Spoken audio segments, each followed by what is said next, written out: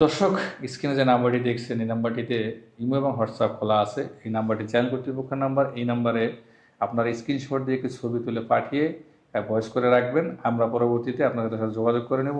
দর্শক, ক্যামেরার সামনে যে বোনটিকে দেখছেন আমরা তার ব্যাপারে জানতে চাই এবং জানবো। আপু, আপনার ব্যাপারে আমরা জানতে চাই, আপনার পরিবারের ব্যাপারে একটু বলেন।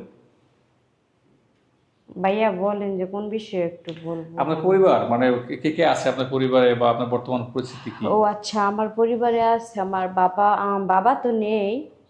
শুধু মা আছে আর আমি আছি আর আমার বোন আছে একটা। আপনার নামটা কি আপু? আমার নাম হচ্ছে রিখি। রিখি। বয়স? বয়স 27 27 চলতেছে। লেখাপড়া? মেট্রিক পর্যন্ত। কোরআন পড়তে পারেন? মানে কোরআন তেলাওয়াত, হ্যাঁ পারি। যাক, মাশাআল্লাহ। নামাজ রোজা করেন?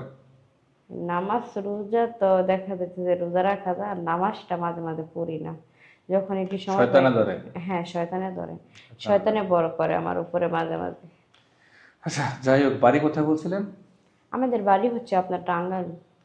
কি মনের ইচ্ছা নিয়ে আমাদের এখানে আসছেন সেটা একটু বলবেন? মনের ইচ্ছেটা নিয়ে আসছি, যদি কেউ ভালো মানে একটা মানুষ পাইতাম তাহলে তার আমার লাইফের সাথে জড়াই নিতাম, বা আমার আম্মুর একটু বলতাম, আমার আম্মু দেখতো, জানতো, শুনতো। তারপর আর এক দেশ সব যায় না শুনা ফ্যামিলি পার্সন থেকে আর আমি আসলে কালেমা কালেমা বইলা যাই হোক ইসলামিক ভাবে বিয়ে করে বিয়ে নিতাম। করবেন? হ্যাঁ। আচ্ছা, যে মানুষটি আপনাকে বিয়ে করবে সে মানুষটিকে আপনার পরিবার চালাইতে হবে?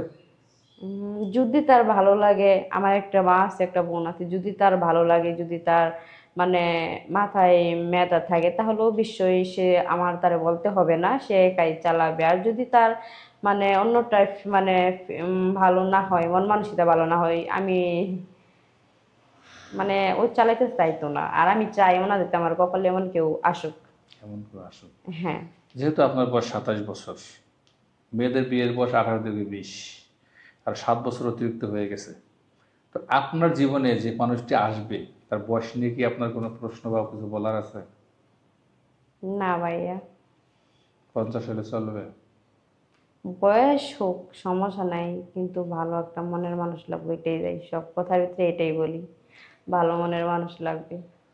ভালো মনের মানুষ চাইতে গেলে নিজেও তো ভালো হইতে হবে, তাই না? নিজে আমি তো কতটুকু ভালো? অবশ্যই ভালো, আমি তো ফোন চালাই না, দেখা যাচ্ছে যে ঘরের ভিতরে থাকি, সবার সব সময় পর্দা করে থাকি, কারোর সামনে যাই না সব সময়, মানে ওড়না মানে মাথায় মাথায় দিয়েও যায় না, সব সময় হিজাব করে বাহিরে যাই।